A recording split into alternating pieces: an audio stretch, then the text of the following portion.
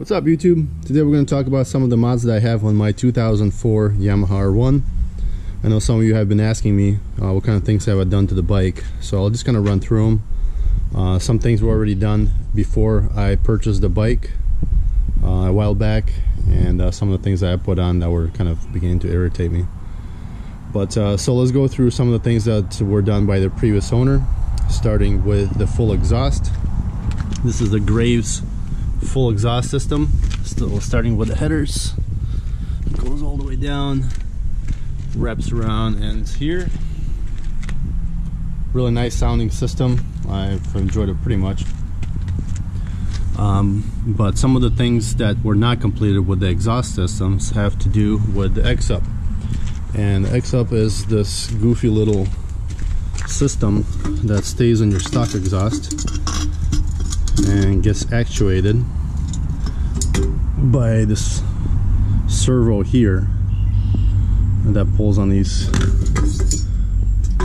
cables here, and inside of the exhaust kind of flips open a little flap, controls the emissions.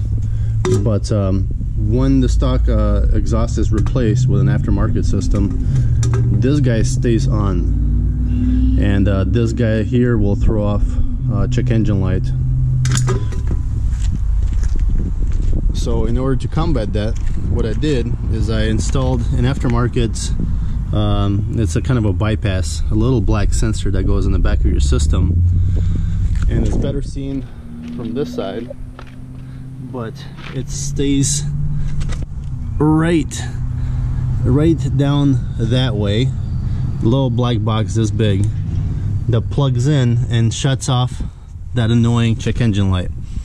So it costs right around 30 bucks. I can provide a link in the description. That's what you gotta do to turn that little thing off. The check engine light was intermittent. It doesn't always stay on, but it just kind of goes in and out. So I didn't want that kind of thing popping up, as it was pretty annoying. Alright, moving on to the next thing. Another thing that the previous owner did was to put on aftermarket LED lights. He used the 2-wire turn signals, and the 2 wires you don't allow you to keep the running lights on, which is something that I prefer. And the second is that the LEDs that he chose, they were low voltage. They didn't have low resistors in the wiring harness, and what that causes is that really fast flashing as you turn on your turn signals on. So that was really annoying. I got sick of that, and so I got replaced with 3-wire LED lights with the resistors on them. So that's something I recommend if that bugs you. One other thing that I cannot show you, but something that resides underneath the tank, are 2 things pretty common that the bikers replace. One is the K&N filter. That helps. The second thing that was replaced was these stacks. So this one is a stock spacer for your filter, and these get replaced with a little bit taller, what they call stacks, and the ones that we have in the bike here is the Graves stacks. It's little runners, a little bit higher than this, that go inside. There's a little bit of a performance boost, nothing that I have ever really experienced, nothing that I can feel, but they are there. One thing that I did myself was replace the block off plates. So what you get is you get to take this bulky thing off of your bike that resides right underneath the fuel tank up in the front here in the center, right down this way. And what these block off plates do is pretty much close off any regulation of the air in the intake system. Again, it's supposed to be a performance boost. I didn't feel too much of a difference, maybe a little bit at the top end. The only thing that I can say is that initially there was a little bit of a negative impact. I had to adjust my air to fuel ratio and the time that things kind of begin to open up a little bit. So something to keep in mind, that you might want to do that. Okay, on the back, of course, the mod that everybody else does is take off this ugly thing here that sits in the back of the bike and replace it with a nice license plate holder. And for me, I use this R1 license plate holder and customized the little LED light that comes out the back where the wires used to come out of. So I did this little doohickey thing, and the LED glows on the license plate, and does a pretty good job. Let's see if we can turn on real quick. Let's see what that looks like. There we go. So as you can see, the LED turns on, illuminates the license plate, which I curled up just a tad bit so it illuminates the number.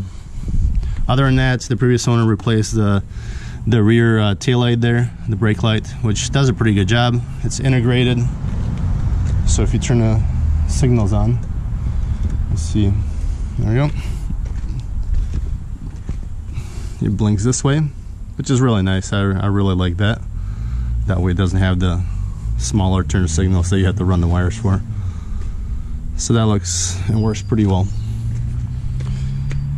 Aside from that, I have the frame sliders on.